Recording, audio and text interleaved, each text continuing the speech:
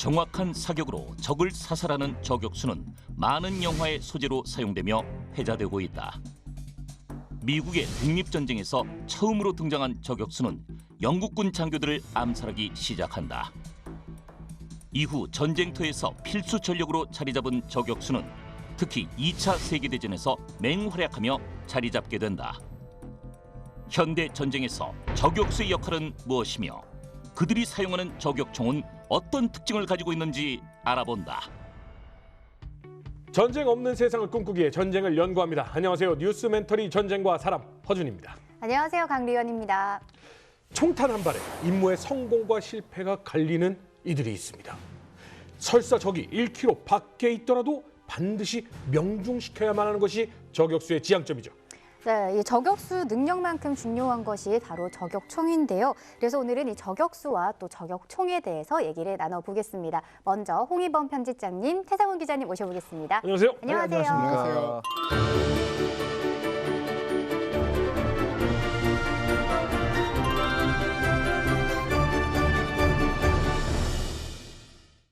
다시 뵙습니다. 다시 뵙겠습니다. 우리 편집장님이 나오셨다는 거, 예. 또 총 얘기가 나오겠다 이렇게 기대를 좀 해봅니다. 많이 나올 것 같습니다. 네, 저희가 영화를 보면은요, 이 저격수가 총구를 통해서 목표물을 보고 이렇게 탁 쏘잖아요.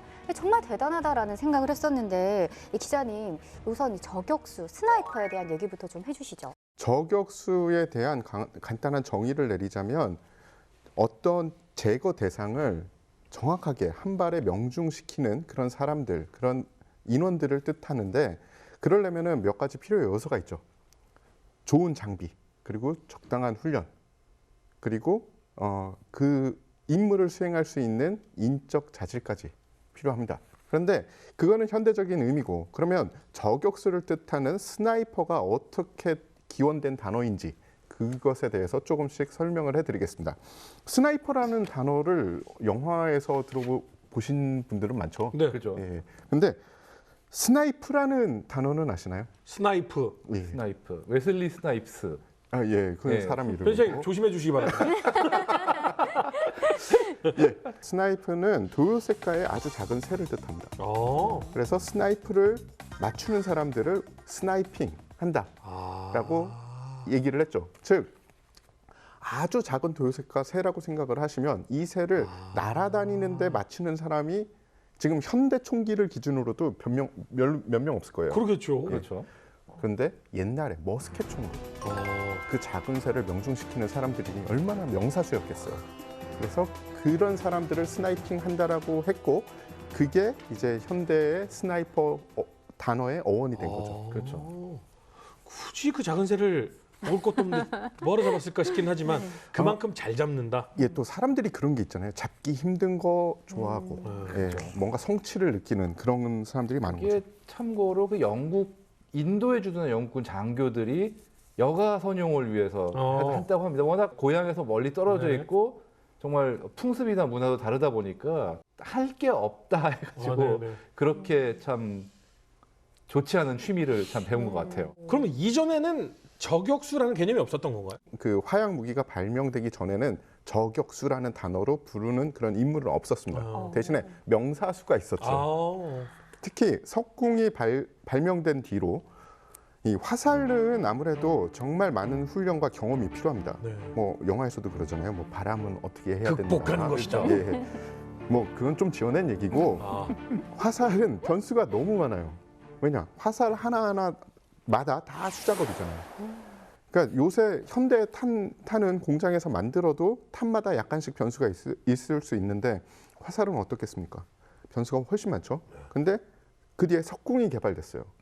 석궁이 개발되면서 활을 못 쏘는 사람도 어느 정도 명중률을 기대할 수 있게 됐습니다. 그리고 또 활하고 석구가 결정의 차이가, 활은 쏘기 위해서는 이 체력으로 이걸 지탱하고 있어야 되는데 석궁은 그럴 필요가 없는 거죠. 장전해 놓고 쏘니까. 그렇죠. 그래서 일부 사람들은 석궁이 개발된 다음에 저격수가 탄생됐다라고 보는 사람들도 있는데, 그거는 조금 무리라고 봐요. 왜냐하면 저격수 한 발 쏘고 끝내는 게 아니라 사실은, 그러니까 일발 필중은 해야겠지만 다음 타겟에 대한 대비도 해야 되거든요. 그렇죠. 근데 석궁이라는 무기 체계는 장전해 놓은 채로 한 발 쏘는 거는 손쉬우나 다시 재장전하는 게 아주 힘듭니다. 그러면 그때 당시에 혹시 석궁이 등장하고 나서 명중률 몇 번을 쏴서 몇 번을 맞춘다 뭐 이런 기록도 있어요? 그게 그렇게 체계적으로 남아있진 않아요. 아무래도 그 시대에만 해도 이게 조준 거리가 짧고 또 기록이 미비하다 보니까 어느 정도는 이런 게 체계화되기 시작한 게 화약 무기가 발전하면서부터라고 봐야죠. 그렇군요. 서양에서도 이게 기록이 많이 남기 시작한 게 금속 활자가 발명된 이후부터인데 그렇죠. 이미 그때는 화약 무기가 전장의 주력이 된 시기이기 때문에 네. 그렇기 때문에 석궁이나 활의 어떤 기록이 지금같이 그렇게 활발하게 남지는 않았을 것 같아요. 깃털로 기록 남기던 시절에. 그렇죠, 그렇죠. 예.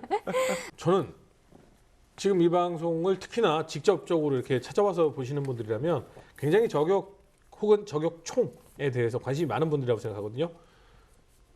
총기, 저격총 중에 명총이라고 생각하는 거 한번 쭉 한번 나열 좀 해주시죠. 예, 일단 여기 있는 M700하고 SR-25도 분명 명총으로 기록될 네. 총들이고요. 그거 말고도 이제 HK417이라는 총이 있는데 이거는 이제 독일 헤클렌코그사에서 만든 나름 명총 축에 드는 고급진 총이고 네. 그다음에 또 스카 H라고 이것도 또 벨기에 명총이고요. 그다음에 또 영국의 AW라는 총이 있는데 애답이라고 많이들. 이 얘기 나올 줄 알았어요. 네. 배그에 나왔던 그분. 네네. 그게 또 아주 전 세계적으로 히트 상품 중에 하나인데 실은 이게 굉장히 중요한 AW가 중요한 게 네. 볼트 액션 저격총을 20세기에서 21세기로 진화시킨 오. 그런 총이라는 평가를 받아요. 설계 개념 자체가 그 이전까지 하고 많이 다르거든요. 뭐 그것까지 다 얘기를 하면은 길죠. 끝이 없지만 하여간에 그 생긴 것도 좀 이례적이에요. 또 딱 네네. 보면. 어쨌든 그래서 우리나라에서도 현재까지도 대테러 작전용으로 쓰고 있고요. 뭐 그 외에도 여러 가지가 있습니다. 예. 저 홍편집장님 저 실망했습니다. 예? 전지현 씨가 사용한 모신나강 얘기 왜 안 하십니까? 모신나강 얘기해야죠. 전지현 씨가 사용했습니다. 이 모신나강 저격총 같은 경우는 2차 대전 중에 그러니까 2차 대전 직전에 나와가지고 2차 대전 중에 굉장히 많은 양을 만들어가지고 전선에 투입했어요. 수십만 정이 만들어졌는데 10만 정인가 그 단위로 만들어지는 건 드물죠 저격총이. 근데 여기서 이 재밌는 일화가 있는 게 이게 실은 독일이 도와줘서 만든 거예요. 독일은 카구팔이잖아요. 그렇죠. 근데 이 모신나강 저격용에서 저격총이 제일 중요한 부분 중에 하나가 뭐죠? 총신? 아니요. 조준경. 아 조준경. 그렇죠. 이 조준경이 실은 독일의 지원으로 만든 거예요. 예? 이게 독일하고 소련이 실은 1941년 6월까지는 동맹이었어요. 아. 20년대부터 계속 되게 친한 군사 동맹에 가까운 입장이었기 때문에 독일이 소련에 이 광학 장비 제조 기술을 이전을 해요. 공장 설비까지 수출을 하고 그래가지고 이 독일 렌즈 기술로 만들어진 게 이 모신나강 저격총에 붙어 있는 PU 스코프예요. 그러니까 이게 굉장히 아이러니인 거죠. 독일이 지원한 기술로 스코프를 만들어서 그걸 독일로 쐈다. 네, 그럼 이 저격수가 본격적으로 운영된 때는 언제부터라고 할 수 있어요? 그래도 이때부터는 저격이라고 할 수 있지 않겠냐라고 이야기할 수 있는 것은 화약 무기가 본격적으로 쓰인 이후입니다. 사실 16세기 이후에도 화약 무기를 이용한 명사수들이 운영이 되긴 했죠. 하지만 이때도 사실은 저격수다라고 이야기는 하긴 힘들어요. 왜냐하면 부대 내에 편제가 돼 있거나 아니면 특수한 장비를 받거나 특수한 훈련을 받는 존재들은 아니었습니다. 그냥 타고난 명사수 혹은 개인적인 훈련으로 인해서 잘 만들어진 명사수였을 뿐이에요.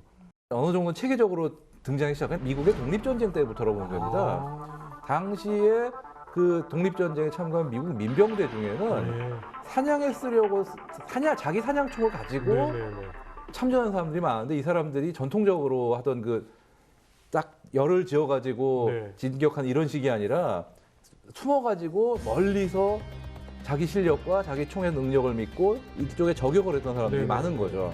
특히나 이 사냥꾼들이 썼던 켄터키 라이플 같은 총들은 그 시대에는 흔치 않게 강선이 파여 있었어요. 거의 최초의 강선의 등장이라고 봐요. 뭐 사실 강선 자체는 그 전부터 있었는데 그거를 전쟁에 쓴 건 그때가 최초인 거죠. 200m 뭐 길게는 뭐 250m 이런 그 시절에는 그게 엄청나게 먼 거리니까 그 거리에서 영국군 장교 뭐 이런 전령 이런 사람들을 딱 겨누고 쏘보고 도망가고 이렇게 시작한 거예요.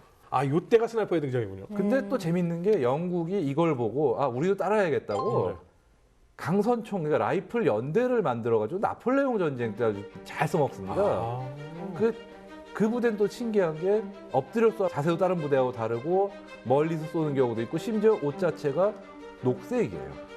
위장색. 그때만 해도 식별이 잘 되게 하려고 화려한 색깔에 막 장식하고 그랬는데 그렇죠. 그 친구들은 거꾸로예요. 그렇죠. 짙은 쑥색에 그렇죠. 우와. 이제 근접전도 생각을 해서 일반 보병하고 다른 무기 체계를 가지고 있었습니다. 전설적인 스나이퍼들이 탄생했다. 저격수가 탄생했다.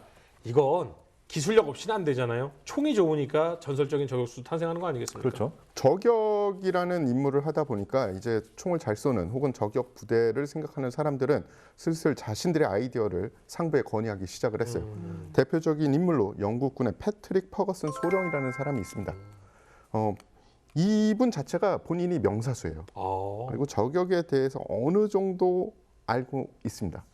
그래서 당시에는 아주 획기적인 이 후장식 퍼거슨 소총을 설계를 하고 제작을 한 뒤에 왕 앞에서 시범까지 보였어요. 그런데 왕의 반응은 사실 그냥 뜨뜻미지근했대요. 퍼거슨 소총이 획기적이긴 했는데 문제가 만드는데 너무 복잡했습니다. 그리고 가격이 비쌌어요. 그게 보시면 아실 텐데 이게 방아쇠 울 거기에 이 약실 마개가 같이 되어 있는데 이 약실 마개가 굉장히 복잡한 모양의 나사예요. 지금도 사실 나사 파는 게 그렇게 쉬운 일이 아닌데 그때 그걸 손으로 다 규격 맞춰서 판다고 해서 미치죠. 그래서 약 100정 정도의 퍼거슨 소총이 만들어져서 독립전쟁에 쓰였는데 문제는 이 퍼거슨 소령이 전사를 해요. 전사를 하면서 퍼거슨 소총은 그 뒤로 그렇게 더 이상 퍼지지는 않았어요. 그런데 이 사람의 아주 유명한 일화가 있어요.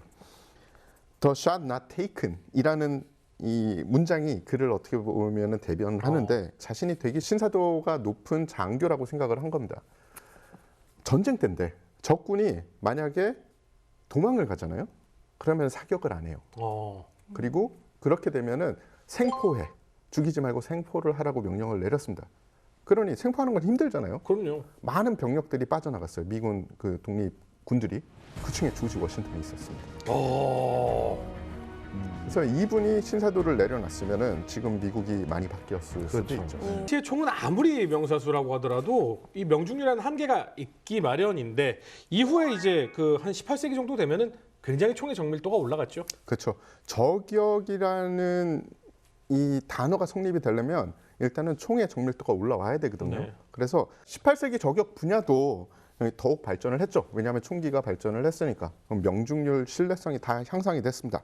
유럽에서는 독일 중심으로 영국, 프랑스가 저격 그래 저 사격을 잘 하면은 저격도 가능하겠구나 이런 생각을 하게 됐고요. 이때쯤 명사수를 뜻하는 샤프슈터라는 단어가 슬슬 이제 쓰이게 되죠. 이게 재밌는 게 그 독일 말씀하셨는데 그 남북 독립 전쟁 때 그 미국 민병대에 있었던 총들 네. 독일에서 건너온 이민들이 만든 총들이에요. 펜실베니아 라이플, 켄터키 라이플 이런 것들이.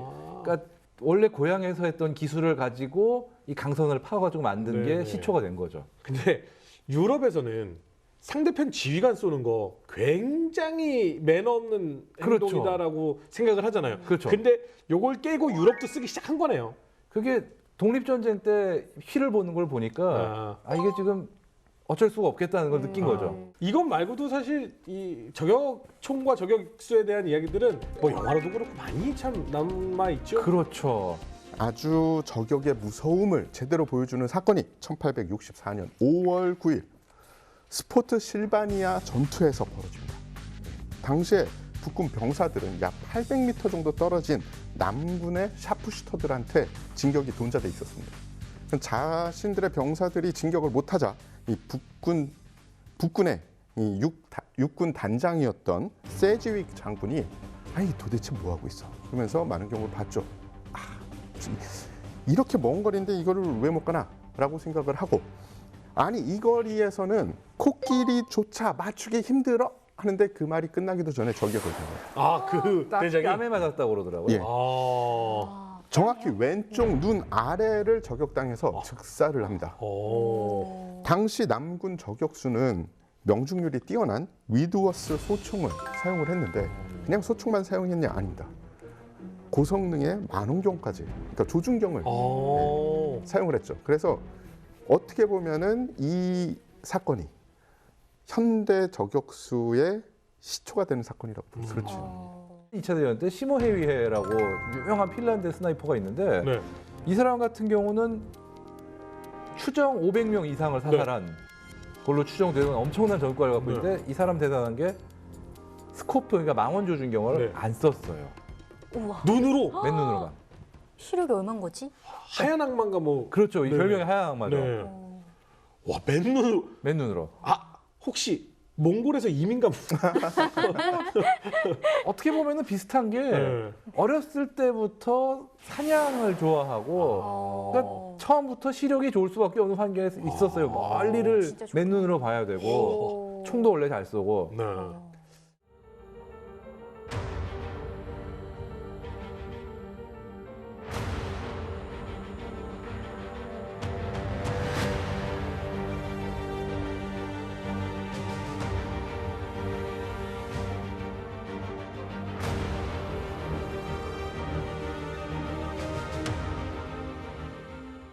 그럼 확인 사살 기록이 가장 많은 저격수는 누구예요? 예, 이 많은 분들이 지금 막 머리에서 이 사람일 것 같아, 이 사람일 것 같아 그러실 거예요. 네, 뭐 소련은 많고, 예. 뭐 핀란드도 있었고, 미국도 있고. 근데 의외의 인물입니다. 이란의 압둘라솔 잘린이라는 사람이 세계에서 가장 많은 확인 사살 기록을 가지고 있습니다. 이란, 이라크 전에서 이란군 저격수로 활동을 했고요. 총 700명의 확인 사살 기록이 있습니다. 그리고 확인 사살 기록이 이 외에도 적군을 약 2,000명 정도 사살을 했을 거다라는 게 그들의 주장이에요. 하지만 그분도 불사신이 아니었던 게 전투 중에 박격포의 포격을 받고 파편에 맞아서 전사합니다. 아, 스나이퍼가 아니라. 저격수들이 왜 박격포나 아니면 포사격에 많이 당하냐 하면 정확히는 모르겠는데 저쪽 어딘가에서 총알이 날라왔으니까 저기를 그냥 다 때려. 그리고 박격포가 제일 빨리 쏠 수 있는 물건이니까요. 그렇죠. 이 스나이퍼는 어떤 총을 썼어요? 드라고노프 저격총을 썼는데 이게 중요한 거예요. 드라고노프 저격총이 우리가 보면은 정말 대단한 총이야라고 생각하잖아요. 근데 그렇게 대단하지 그렇죠. 않아요. 그래요? 예. 게다가 스코프가 이분이 사용한 스코프가 그냥 드라고노프에 이 장착되는 제식 스코프라면 제가 생각하는 가장 먼 저격거리는 800m를 넘지 못할 거예요. 힘들죠. 예, 보통 300m에서 600m 사이에서 그래도 좀 잘 쏘는 저격수라면 저격이 가능한데 그런 저격총으로 이 정도 2,000명의 전과를 냈다. 어마어마한 거죠. 이게 이분이 대단한 건지 그 상대는 이라크군이 정말 한심한 건지는 참 애매하네요. 그거. 그러니까요. 둘 다인지. 근데 이제 사실 저격 분야가 전체 군 운용을 하는 상황에서 전투병 중에 가장 남녀 차이가 없다라고 할 수 있는 그렇죠. 분야 아니겠습니까? 그래서 소련 측이나 여성 스나이퍼로 유명한 분들이 굉장히 많이 있죠. 있죠. 예. 있죠. 역사상 가장 치명적인 여성 저격수는 2차 세계대전 당시 소련군 저격수였던 루드밀라 파브리첸코입니다. 유명하죠.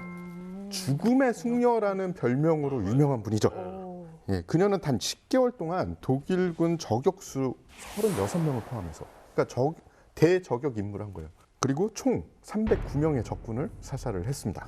1942년 6월 세바스톨 방어전에서 박격포에 의한 부상.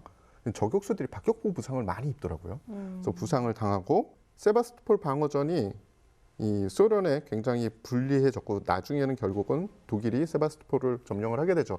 그때 소련 당국이 어떻게 보면 이 소련 영웅인 그녀를 구하기 위해서 잠수함까지 보냅니다. 그래서 잠수함을 통해서 그녀가 탈출을 하게 돼요. 영화 같은 이야기예요. 그렇죠. 네, 근데 사실 저격수가 이 수천 명의 군을 막 사살하는 건 아니잖아요.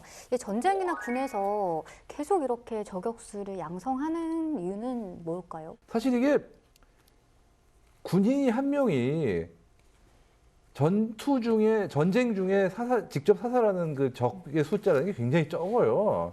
왜냐하면 대부분의 병사들은 총이든 포든 적을 직접 겨누고 쏘는 경우는 별로 없어요. 대충 그 방향으로 쏘지.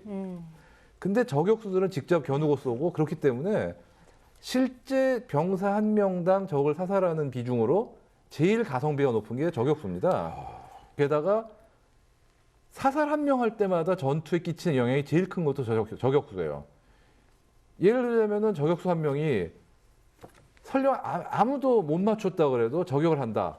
최소한 보병 1계대대는 일단은 저격수가 없는 걸 확인할 때까지 못 움직여요. 그리고 만약에 지휘관을 사살했다? 1개 대대가 완전히 정말 꼼짝도 못하고 앉아 있어야 되는 거고 이것만 해도 정말 어마어마한 가성비거든요. 소부대에서 가장 강력한 화력은 기관총입니다. 기관총은 화력이 좋지만 한번 발사하기 시작하면은 이 흔적이 많이 남아요. 저격수한테 아주 좋은 먹잇감이에요. 그래서 기관총 사수를 제거를 해요. 그러면 첫 번째로 저격으로 기관총 사수를 맞췄을 때 적 부대에서는 그냥 우연히 맞아가서 죽었겠지. 누군가 또 인계를 합니다. 기관총은 통신보단 다루기 쉽잖아요. 방아쇠만 당기면 되니까. 또 저격당해서 죽었어. 세 번째부터는 누구도 기관총 옆에 가고 싶어 하지 않아. 이게 저격의 무서워. 아니 지금 말씀하신 그런 사례들 중에 제일 치사한 게 짬 추진해 오는 병사를 쏘는 거. 그러니까 쉽게 해서 식사를 들고 가는데 전장에서는 차가 못 가는 경우도 있으니까 사람이 직접 등에 메고 그런 경우도 있거든요. 2차 대전 때 그런 경우가 많았어요.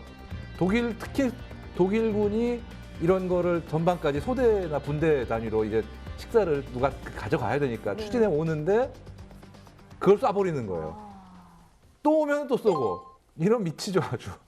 밥은 먹어야겠는데. 그렇죠. 그거는 2차 세계대전 때 치사한 거잖아요. 그렇죠. 근데 제가 아프가니스탄에서 그리고 이라크에서 겪었던 제일 치사한 저격은 화장실입니다. 와 치사하다 진짜. 대부분 화장실 문은 나무로 되어 있습니다. 총알을 쏘면 관통이 되죠. 그러니까 저격수들이 심심하면 한 발씩 쏴요. 와. 그럼 볼일을 보다가 그런 일을 당하면 그리고 특히 지휘관들은 가고 싶지 않겠죠. 그러면 사람의 생리 현상 중에 하나를 저격으로 막는 거예요.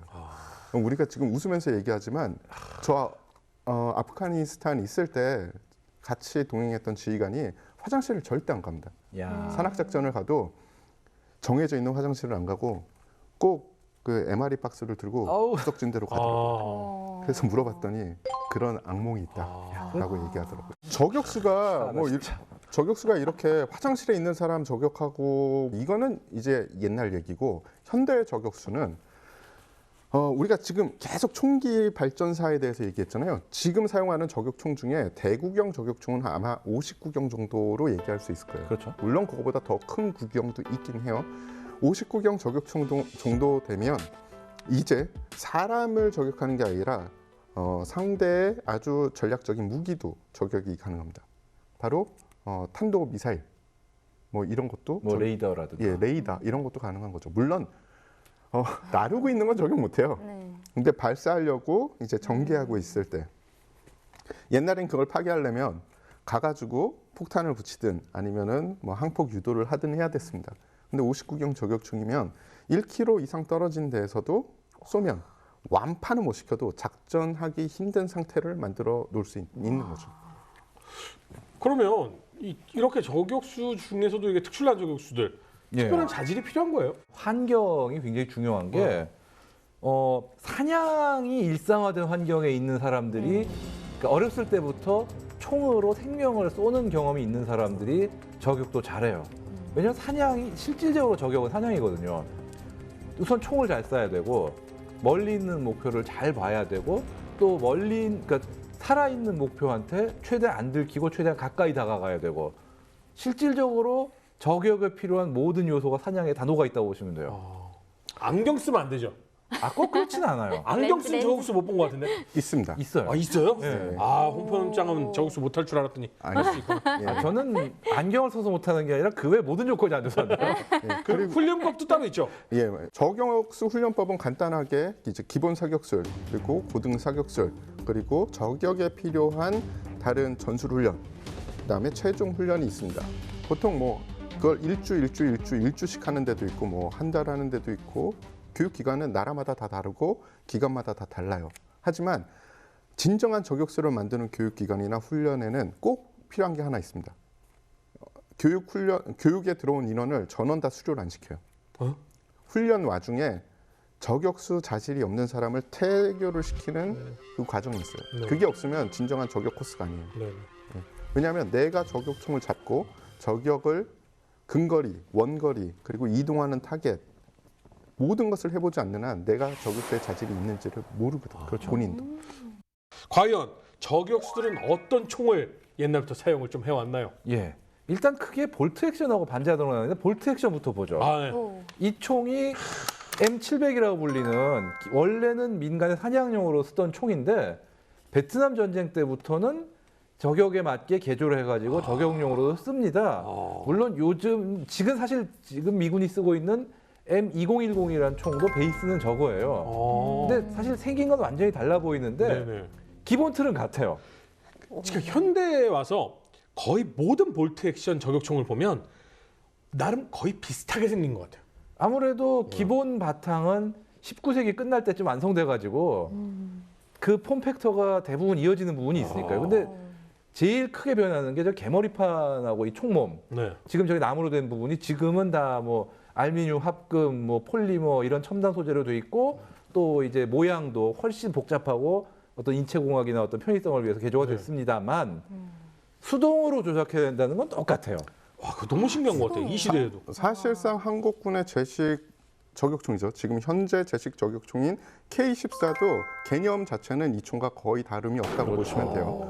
볼트 액션이라는 이유가 뭐냐? 제가 지금 조작한 부분이 볼트라고 합니다. 노리쇠라는 거죠. 네.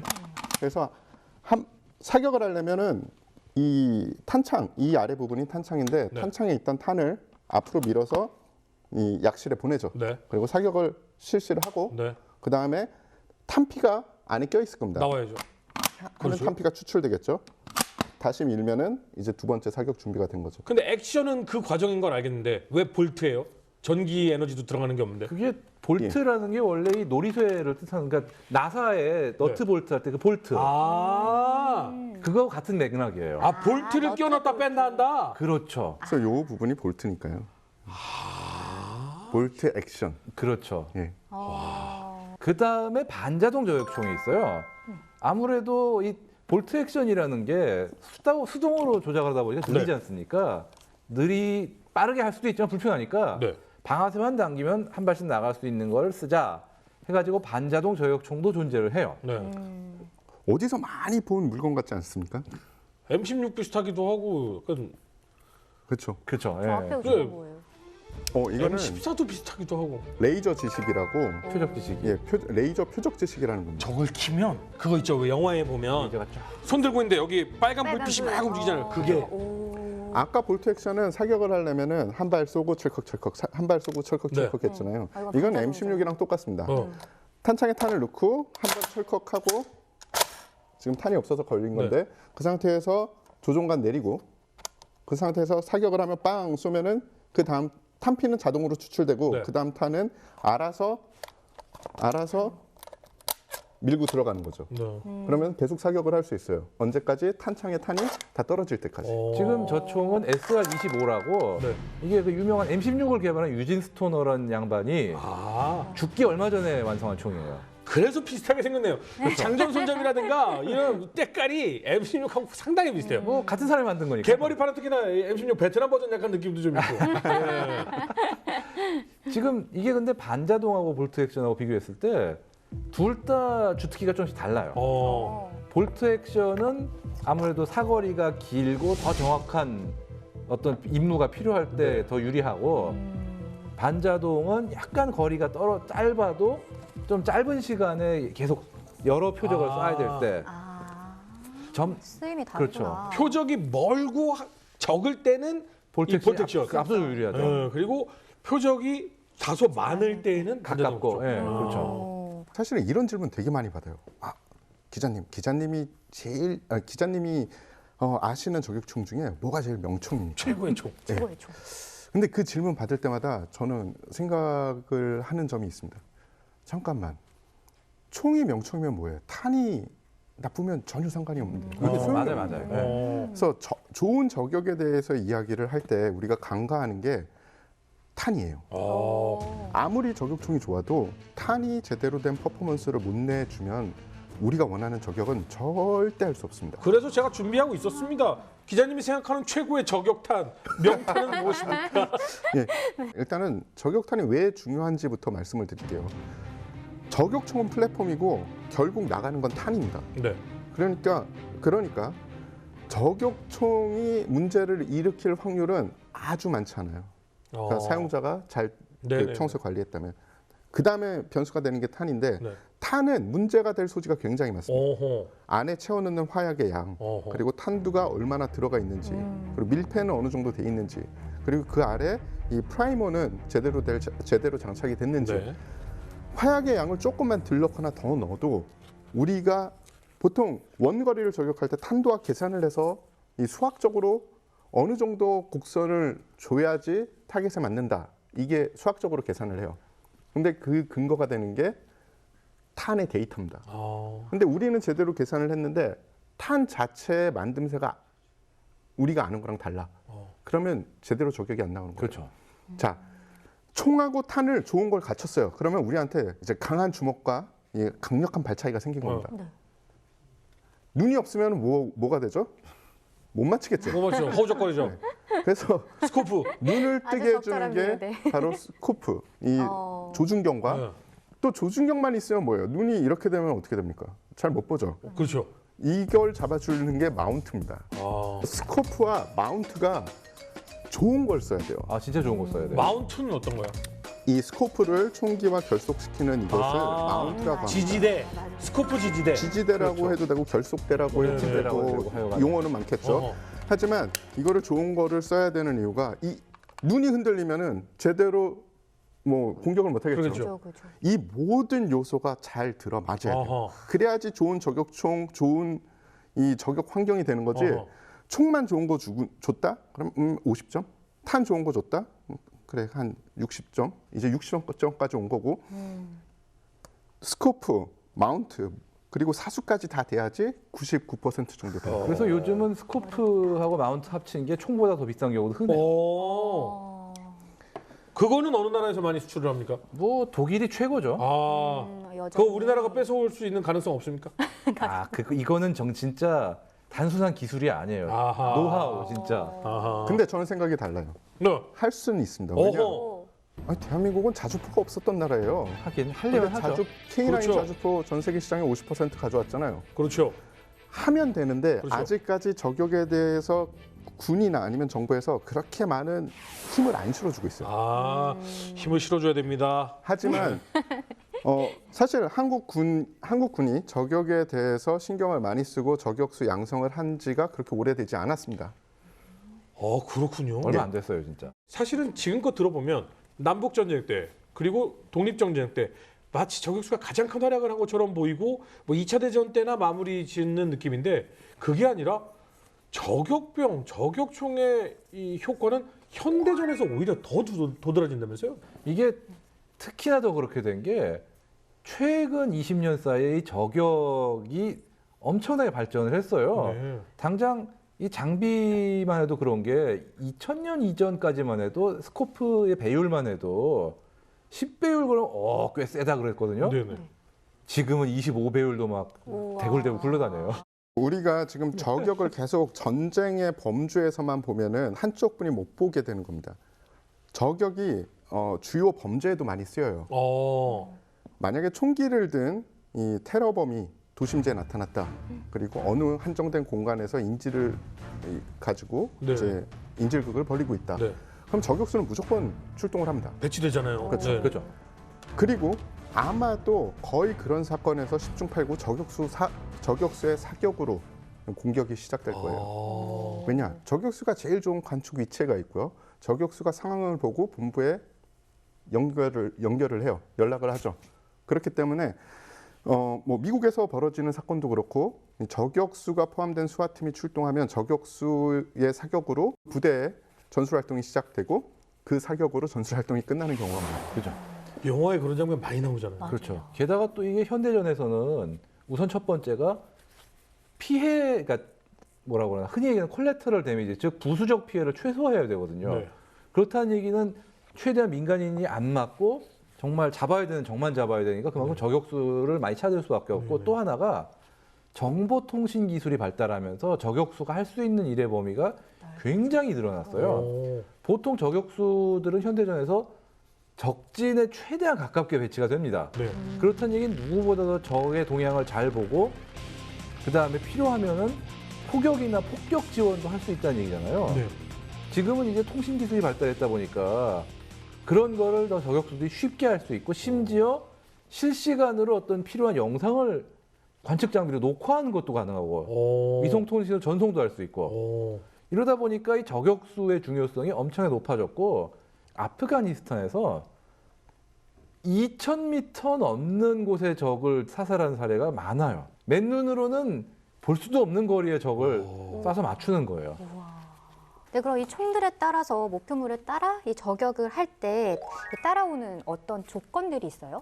아무래도 그렇죠. 일단은 저격이라는 게 일단은 가장 기본적으로 갖춰지는 게 대부분 2인 1조 내지는 3인 1조 정도로 팀을 짜서 하는 겁니다. 이게 혼자서 못해요. 할 수는 있지만 힘들어요. 한 명이 감시 장비로 관측을 하면서 거리니 뭐 바람 방향이니 뭐 이런 걸 다 저격수한테 알려주면은 저격수는 그걸 갖고 따라서 쏴야 돼요. 그렇기 때문에 팀 단위로 해야지 혼자 하기 굉장히 힘들어요. 그리고 뭐 총에 따라 왜 3명이 되냐면은 한 명은 그렇게 감시에 전담하고 한 명은 이 반자동 저격총으로 무장하고 한 명은 볼트 액션으로 무장하고 이런 식으로 해서 멀리 있는 적은 볼트 액션으로 쏘고 가까이 있는 적은 반자동으로 쏘고 이런 식으로 미군이나 대부분 선진국 팀들이 그런 식으로 분담을 합니다. 그다음에 재미있는 게 세 사람이 돌아가면서예요. 너는 반자동만 쏘고 너는 볼트 액션 이런 식이 아니라 세 명이 다 동등한 능력을 갖고 있으면서 다 돌아가면서 왜냐면 오랫동안 매복을 해야 되니까 교대를 안 하면 못 합니다. 멋지다. 그리고 서로 다 알아야지 이게 내가 감시해서 거리가 몇이고 이런 걸 얘기해 줬을 때 나는 저격에서 알아야지 감시하는 사람이 얘기해 줄 수 있고 또 저격하는 사람은 감시하는 게 어떤 건지 알아야지 듣고 이해할 수 있고 그렇게 되는 거죠. 우리가 흔히 티어 1이라고 부르는 부대들이 있어요. 최정예 부대죠. 네. 미국에서 최정예 부대는 저격 교육도 따로 받고 그러니까 부대 내에서 따로 양성을 시키고 그리고 그들이 하는 행동도 약간 다른 일반 저격수들하고 달라요.